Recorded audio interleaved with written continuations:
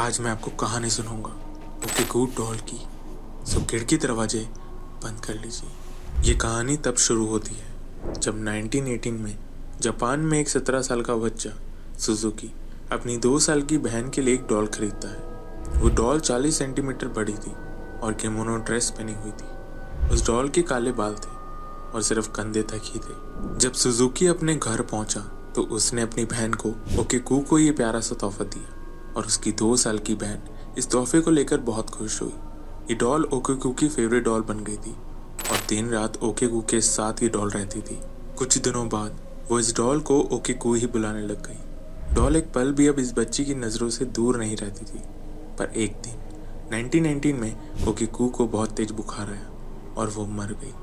बहुत बड़ा झटका था ओकेकू की फैमिली के लिए, क्योंकि वो महज 3 साल की ही थी।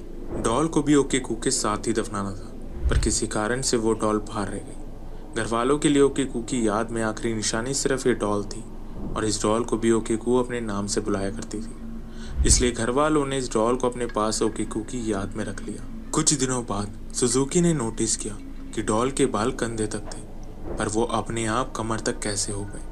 घर वालों को भी ये बात बहुत अजीब लग रही थी। घर वालों को लग रहा था कि शायद ये एक भ्रम है, इसलिए उन्होंने डॉल के बाल काट कर कंधे तक कर दिए जैसे पहले थे। कुछ दिनों बाद इस डॉल के बाल फिर से अपने आप बढ़ गए। घर वाले इस हादसे से बहुत डर गए थे और उन्होंने 1938 में नए घर में शिफ्ट होने का फैसला लिया।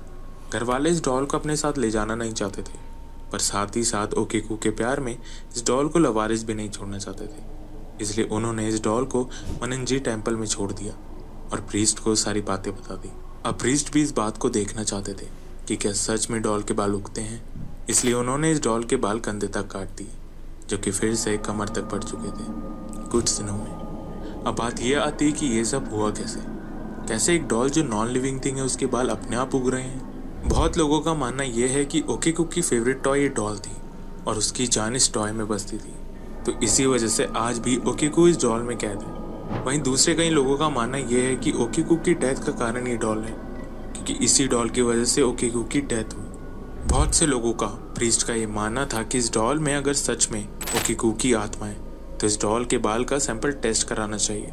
पर सवाल फिर ये उठा कि सैंपल की तुलना किसके साथ करें, क्योंकि ओकेकू को मरे हुए बहुत साल हो चुके थे।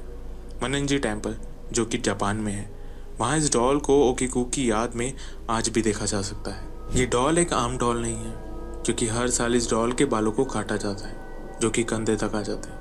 बालों को लगभग नी तक बढ़ने का वेट किया जाता है, जो कि लगभग 1 साल में हो जाता है, और फिर इन बालों को कंधों तक काट दिया जाता है। इस डॉल ने आज तक किसी को नुकसान नहीं पहुंचाया और ओकेकू की डेथ को सिर्फ एक इत्तेफाक माना गया। दूसरी तरफ ओकेकू की डॉल के लिए उसके पेरेंट्स ने रिक्वेस्ट की थी कि इस डॉल को नुकसान ना पहुंचाएं, ना डिस्ट्रॉय करें, क्योंकि ये डॉल ओकेकू की आखिरी निशानी है। सो ये थी ओकेकू डॉल की कहानी।